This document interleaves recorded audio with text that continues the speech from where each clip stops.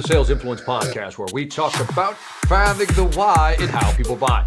I'm your host, Victor Antonio. Thank you for joining me. Thank you for lending me those ears, man. If you're watching me on the video platform, man, thank you for lending me those eyeballs. Because today, I got Luigi Prestinenzi. I think I got that right. Luigi, how are you doing? Luigi all the way from Australia, folks. How you doing, Luigi? Brother, I'm pumped. I'm pumped to be on your podcast, man. I've listened to so many episodes, and to be a guest is it's a milestone in my career, mate. Well, it's funny. I think I told you this on the pre-interview, and that is that what I loved about our interview when you interviewed me was our post-interview, because I got to know you better.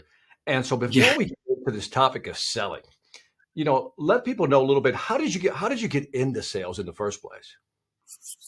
Yeah, thanks for asking the question, man. It's not, it's funny. I haven't really shared even though I've got my own podcast, Victor, as you were an awesome guest. I haven't really shared my full story. But unfortunately, I didn't go very well at school. So maybe probably fortunately, but so I fell into, contact sales in a call center straight out of school, did a bit of door to door, but it was kind of frowned upon, door knocking and commission only sales. So I thought, you know what, I need to take it up a step, and I wanted to become a sales rep. The sales rep that called on businesses, Victor, that got their car and they drove around, they did their call cycles, and I was working, I won't name the company's name, but working with a large organization in Australia. I finally got into their inside sales team, like an internal call center role. And I thought that could be the stepping stone to becoming a sales rep. And after 4 attempts of going for the sales rep role, I was told, you're not good at sales, probably don't apply again. All right. So, and that was a bit heartbreaking for me, because that's what I had I didn't have education. They said probably go back to uni. I had some health issues growing up. I had cancer when I was a bit younger. So from the age of sort of 20 to 23, that was where I thought I'd be able to get myself into a sales rep role. I sort of had this picture of what success would look like. And so that was a big sort of stab in that, kind of hit me hard. Like, what am I going to do? I don't have education. I'll go back to uni. And then I decided to go back to uni or go to uni, because I hadn't gone to uni. And 3 months into my course, I got sick again. I had to stop. And mid-20s had to find myself, or early 20s had to find myself a job, and I got myself into an admin role of a training business. And before too long, I was selling. Now, fast forward 7 years, that exact company that said to me I couldn't sell, I ended up signing a check with them, or they ended up signing a contract for $3.5 million for us to train their company. And then fast forward to 12 months later, I turned that $3.5 million opportunity into a $20 million opportunity for a global business across Southeast Asia. And the exact people that said I couldn't sell, or that exact person that said I couldn't sell, was still in that role, hadn't moved. And I had obviously changed quite a bit over that period of time. So fast forward again, my whole life has been in sales. And the best thing that ever happened to me was being told I couldn't sell. At the time, I didn't realize how important that feedback was, but it was a catalyst to create that internal driver for me to prove her wrong, which is probably the wrong thing to do, but it really created a desire and motivation for me to be the best I could be in the world of selling. But what was it? This is, when somebody tells you can't sell, says you can't sell. I mean, that's right there, like, but what, besides trying to prove to somebody else, what kept you going? I mean, most people would give up. I know there's somebody right now listening where somebody says, dude, you probably can't sell. I mean, but what kept you you know what I mean? What kept you in the game? What kept you going, moving forward?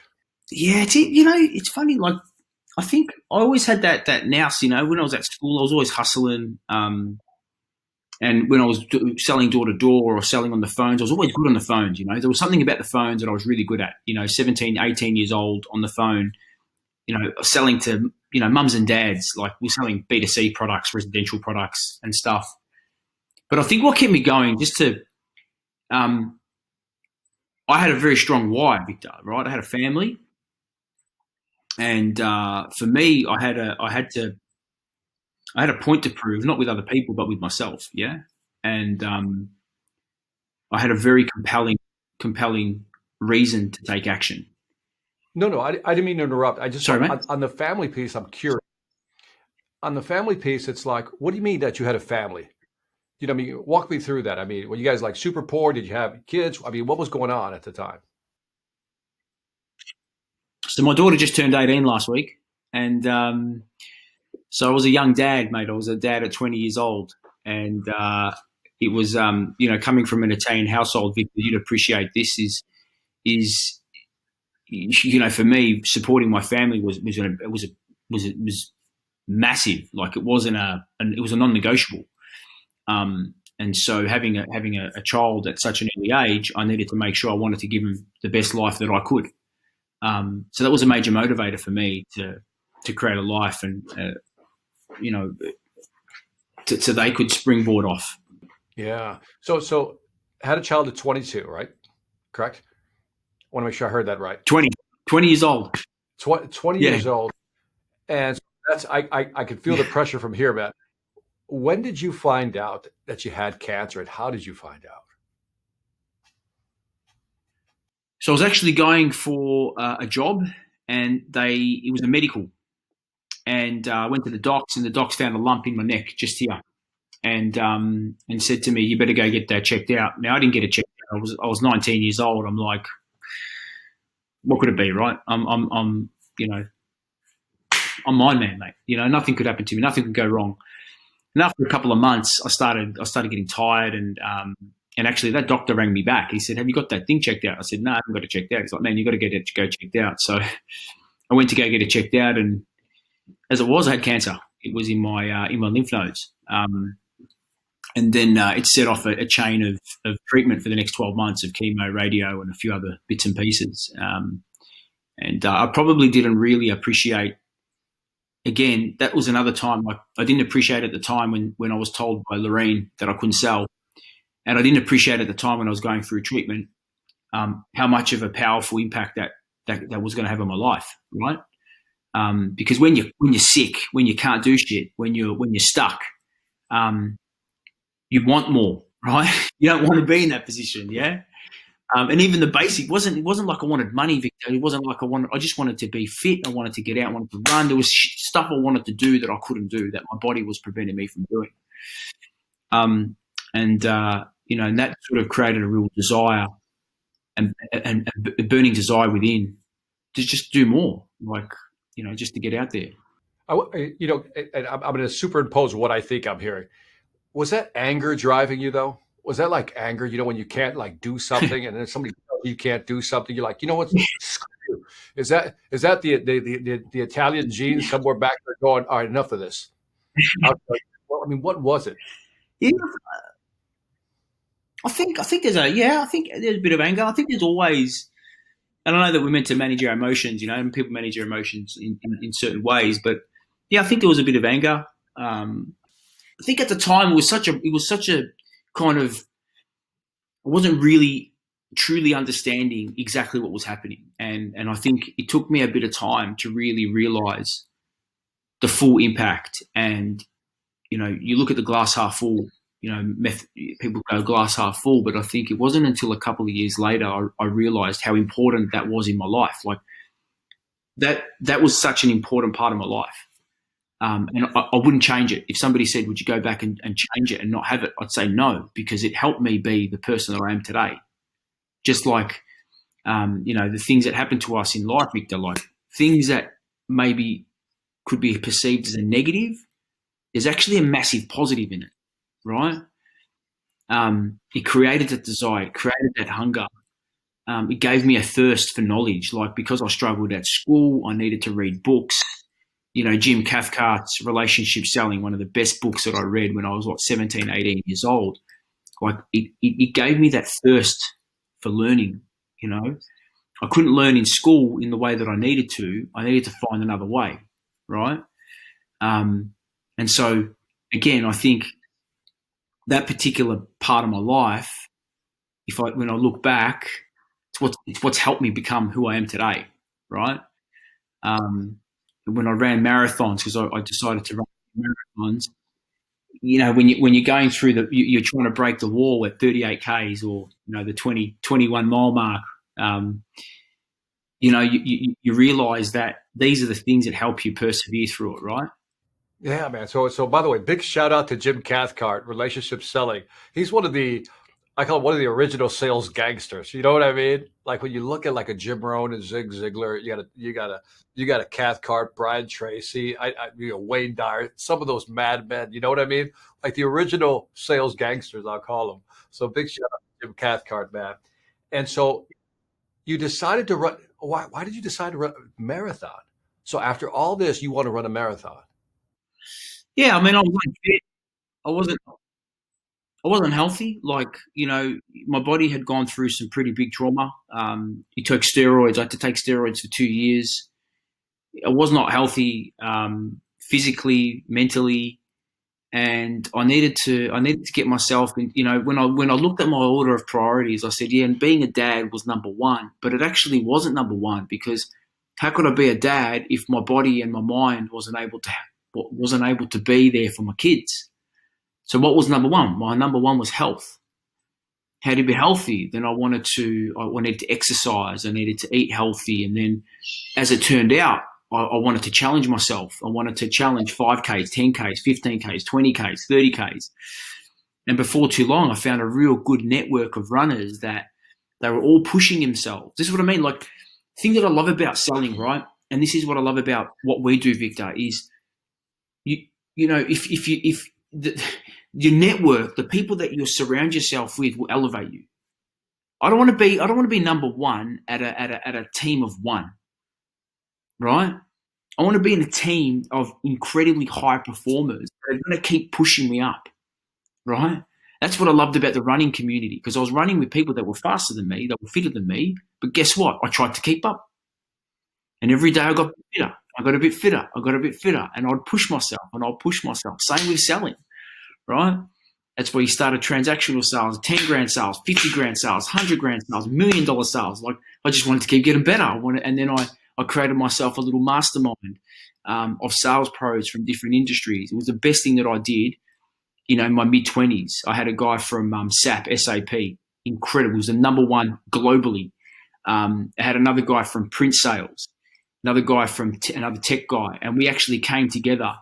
We came together once a month, and we just shared ideas. We mapped opportunities. We spoke about contacts. It was like LinkedIn networking, right? But before it happened, we were doing it in a room, and it was awesome. And they were pushing me to be better, right? And helping me challenge my thinking. And I think that's what I love about the running. That's what I love about fitness. It's about pushing yourself. And again, that's what I love about sales, is no matter what happens today, I have an opportunity to do it again, right? And you can get 1,000 no's and it doesn't matter. Yeah. And we've always got an opportunity to improve your craft. No, I love that, man. So you're running at this time. Your body's in shape now. Your mind's straight, right? What are you doing at this time? I mean, what gig do you have at this time? What are you doing at this point? Yeah, so I was selling education. I've been selling education for, nearly 15 years in corporate world. Selling education to corporates, leadership training, sales training, business improvement training, and so I'm out there. I'm a business development manager. And my results, I was number one in the country for one of the biggest education firms in Australia. And then they gave me the management role to say, you're number one, you might as well run the team. And then I got headhunted from another company to head up their business development function. And I loved leading, but I got more of a thrill from the selling component. Yeah, I loved being out there and just putting deals together and leading's great. Like, don't get me wrong, I've led some pretty big teams now in my career, across different channels, contact centers, door to door. But for me, the thrill of the sale, there's nothing better, and it's not about the thrill of the sale because you get commission. It's got nothing to do with the commission. For me, the commission never drove me to put the deal together. I just got off a call with one of my best mates who was my biggest client 10 years ago, News Corporation, my biggest deal at the time, nearly $10 million. We've become best mates, and he's the executive director. We've ran a marathon together. We've traveled together. That's why I love what we do, because we don't make a sale. We create a customer, right? Every time. The mindset. When you look. Yeah. No. By the way, perfect on the transition. So tell me what you see out there.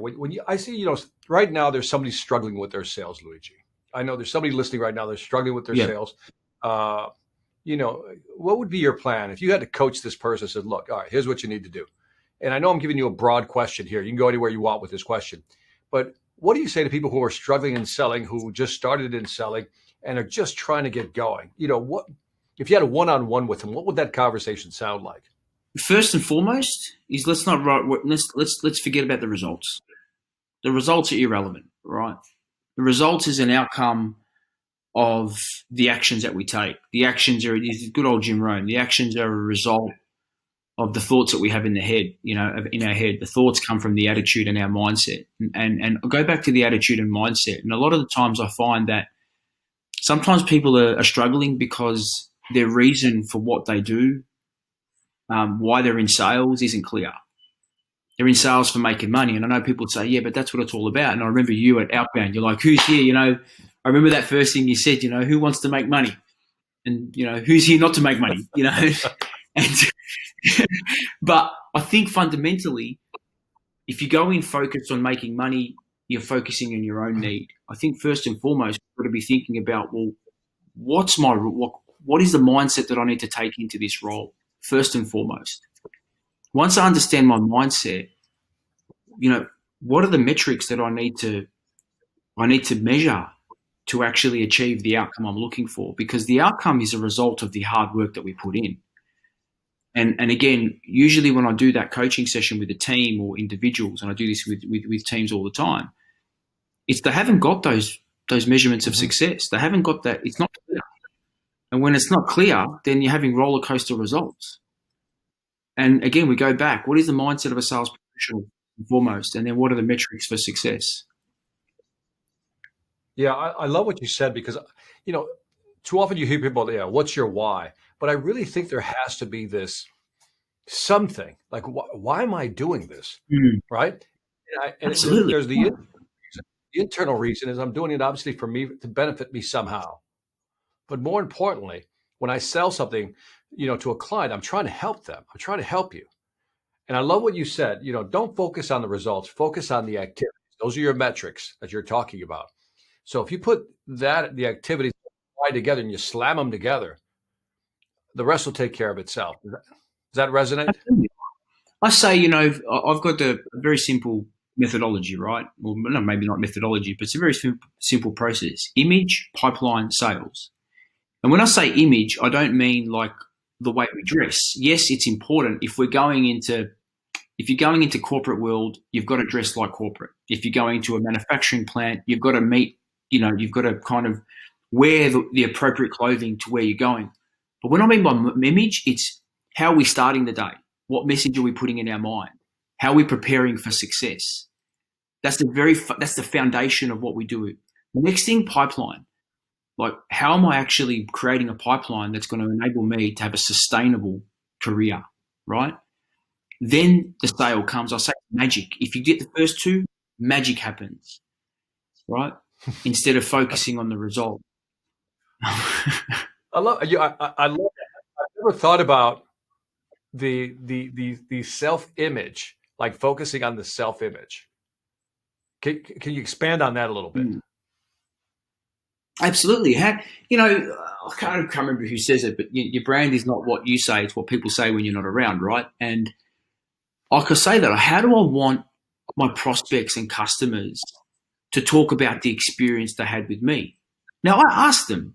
I just had a client recently. I asked him, why, what made you buy from us, or what part of the sales process stood out for you? You've got to ask them these questions: why they buy, why they don't buy, because there's incredible insight that you can get. And that image, I want to show them that I'm following a process. There's nothing wrong with that. I want to show them that I have a really clear mindset when it comes to selling. I have a view on what great selling is. I love the fact that you ask people, why did you buy? And then you also ask them, if you didn't get the deal, why didn't you buy? It's such a simple strategy, but again, few people execute on that. And so I love the fact that you highlighted that, man. That's like I said, I really dig that. What do you think a lot of salespeople are doing wrong, Luigi, today? What do you think a lot of salespeople who are trying to connect, let's say in a B2B space, what do you think they're doing wrong? You know, I've put a lot of thought to this, right? And the reason why I put a lot of thought to this, Victor, and I think you've probably seen this as well, the tech space, the SaaS, the whole love affair with SDRs and BDRs and breaking down the sales process into segments and then allocating people key roles, right? And getting all the technology stacks going and Zoom info here. And basically what we've done, we've removed key functions of the role that we think, we want to automate that. But we actually forget that a salesperson's ability to go and build their own list, to be curious, to go and hunt, to go and look through reports and actually really try to think about who they're targeting, that's a skill that they need in order to be successful. And we think, we just give them Zoom info, we give them Sales Navigator, we give them all these tools to build their list so they can get their list and they can perform the function really quick. Hang on, we're missing the key learning that comes through this. Great sellers are curious. And it's like you try to, they join the dots and they look, this person worked here and he might be connected to there. And I might read the report. I used to read company reports. I still do it, right? Just try to find some insight and some learning that enables me to create a narrative to engage with them, right? And I think fundamentally we have this expectation that, a salesperson can come into a business, we'll train them for a couple of days, give them an induction, and then off they go. And we expect them to deliver a return. Right. So I think companies are investing, I believe they're not investing enough time really thinking about how do they develop their salespeople. We're bringing people in early into SDR roles that are fresh out of uni and not equipping them with the right skills, knowledge to be successful. And then we're creating bad habits. We're creating bad habits for our sales teams and then wondering why we're not getting the results. And even before the pandemic, what was it? 50 to 60% of sales teams weren't hitting target. So fundamentally, something was broken before the pandemic, right? You're the first person to frame the word curious. You know what I mean? Like really frame it the way you framed it, that we have to be curious when it comes to selling. Because I think that's a skill that most people don't teach. And that has to come from you. Nobody can teach you that. Intuition, right? That intuition is so important in the sales process. And I think, again, we forget that the curiosity leads to great discovery. And if you want to close, if you want a great closing technique, ask a great question. You want to handle an objection. People talk about objection handling. Ask a great question, right? Be curious, go deeper. And I think, again, we lack that, the hunger or, that curiosity. And I take this, again, it goes back to a mindset. I'm sorry to keep going back to mindset, but if I have a true mindset of my objective here is not to progress the deal, it's to have a better understanding of what they're trying to achieve. And when I have a clear understanding of what they're trying to achieve and who's trying to achieve it and what they've achieved in the past and what hasn't worked, then I'm in a position when I can actually start to add some value and deliver some insight and actually provide a roadmap for them on how they can achieve that future state. And you talk about this all the time, right? Like you talk about that. You got to find the why before people buy. And if we don't find the why before people buy, all we're doing is we're advocating something because it helps meet our needs, right? And then we can't because then if we're focused on our needs, we're not focused on their needs. So I take it back a step. Like curiosity, I want to have a great discovery. I want to learn more. I want to know the impact of what that is. By the way, I love the way you said it because it's almost like the joke I use. It's always like it's foreplay, right? We got to extend the foreplay. Like sometimes we just want to sell. Like get in, let's just sell. And I think as we get older, we learn to be more patient. Younger salespeople just want to go in, cut the deal, write the check, get the commission check. And there is something to that. So I think that's one of the biggest mistakes they make. How do you think salespeople today are abusing or using correctly social media? What are your thoughts on that? Yeah, it's funny. I think, and that term social selling, I know it's still branded, and I do believe, I just believe it's just another channel of selling, right? Like, and the sale doesn't occur on that channel. And some people might argue with me on that and say, well, yeah, I'm doing deals on social, and fantastic if you're doing deals on social. But I don't know, Victor, I think, in order to build a true relationship, we need to take it offline, right? We need to take it into a human to human environment. And I think that's what we've learned through this whole pandemic. Yeah, you can definitely virtually sell. You can definitely jump on Zoom, but people need to engage with people, right? And especially like great sellers can make it rain, man. And that's what I like about Mike Weinberg. He talks about their rainmakers. They can make it. I don't think the top 4 or 5 opportunities in my career, the biggest, were never budgeted for. They were never, the company never had a budget for them, right? They never searched for what I was selling. I proactively engaged with them. I then helped them identify and help them consider an unrecognized need.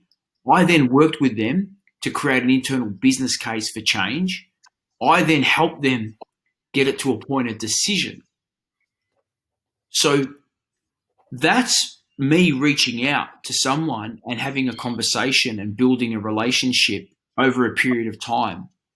I'm not sure you can do that in a chat or a text message. I got to tell you, that right there is probably the best example of 100% unadulterated, uncut, unfiltered selling. When you go in there and create a need, build a business case, and then help them find the money or help them want to create a budget for what you're selling, and then pull the trigger and execute. That right there is like 100% straight up unfiltered selling right there. Yeah, but think about it, right? Like if you're running a company and you go, well, I can just switch on a demand gen campaign, I can bring leads in, and then we can sell to them. That's not selling, right? Because you're creating, like, you've got people that are order takers. Now, yes, there's a premise to that. You've got to create a framework, and I do this all the time for companies spending serious coin on inbound that still get low conversions, right? So you need a proper cadence for that. But I want sellers. I want great sellers that are going to go out there and they're going to find the opportunities that aren't searching for what you've got, right? Because there is a ton of people out there, and I say it like, and it's not about going, well, you're going and selling unsolicited stuff. No, because if I know I can help a company improve their bottom line by achieving A, B, or C, and it helps them grow into a new market or it helps them expand their business, why wouldn't I want to go and talk to them about it? Why wouldn't I want to go and engage with that CEO and have a chat with him about it if I can help them, right? Well, I'm listening to you. I'm like really listening to you and loving this conversation, enjoying this conversation. And what comes across is like straight up conviction. We talk about being curious, right? Wanting to find out, but you have to have that conviction. Would you agree that there's got to be that, like, look, you need this. Let me help you. There's got to be that. Yeah, I mean, look, and you know what? You got to have conviction, right? And that's okay. You got to believe. If you don't believe, how the hell are other people going to believe in what you've got to offer? I said this, and an old mentor of mine used to tell me this. Like, the biggest objection you will never overcome is the objection that you haven't overcome. Like, you can't have your customers, you can't ask them to overcome an objection if you haven't overcome that objection yourself. So if you don't believe in the product and you're asking people to buy a product you don't believe in, and we deal with it. We probably see this all the time, Victor. I mean, I see it all the time. I see customers that are selling something. They don't believe in the product. They think it's too expensive. Well, if they think it's too expensive, yeah, how the hell is their prospect gonna go see value in the product that they've got? If you can't see value and you're selling it every day, the customers buy our products most of the time once or twice in their lifetime, right? They don't know how to buy our product. And that right there, we're going to wrap up here, Luigi, but that right there should be the topic of our next interview, which is how do we help buyers buy? Because I think that's where the market's going, right? How do we help buyers buy? And I love what you said earlier about, you highlight a need for a company, as you pointed out, and then you help them build a business case. That's helping them buy. And so let's do that in part 2 of our interview. We're going to do this again. There's part 2 coming, folks. And so anyway, Luigi, tell them a little, my fans here, a little bit about yourself, where they can find out more information. And I'm just telling you, look up Luigi. He's the real deal. It's a real deal. That's all I'm saying. Luigi, let them know where they can find you. So I have a podcast, the Sales IQ podcast. I'm pretty passionate about, and we're going to turn it on its head next year. I'm really excited about it. Plus, you can find me on LinkedIn. They're probably the 2 places that I'm most active. But LinkedIn and the podcast is where I'm trying to, help sellers be the best sales professionals they can be. And that is the Sales IQ podcast. Let me repeat that for the folks. Luigi Prestinenzi, the Sales IQ podcast. Look him up. By the way, the guests you've had, aside from me, the guests you've had on your podcast are like exceptional salespeople and business leaders. So again, Sales IQ, look up Luigi. And that is it for the Sales Influence podcast. Leave me some feedback on iTunes, Stitcher, YouTube, or wherever you find me. Also, check out Luigi. Check him out on LinkedIn. And also, again, the Sales IQ podcast. And after you do that, check out the Sales Velocity Academy, where I have 50 courses, over 500 videos to help you sell more faster. And on that note, this is Victor Antonio with my friend Luigi, always reminding you, selling ain't hard when you know how. Take care.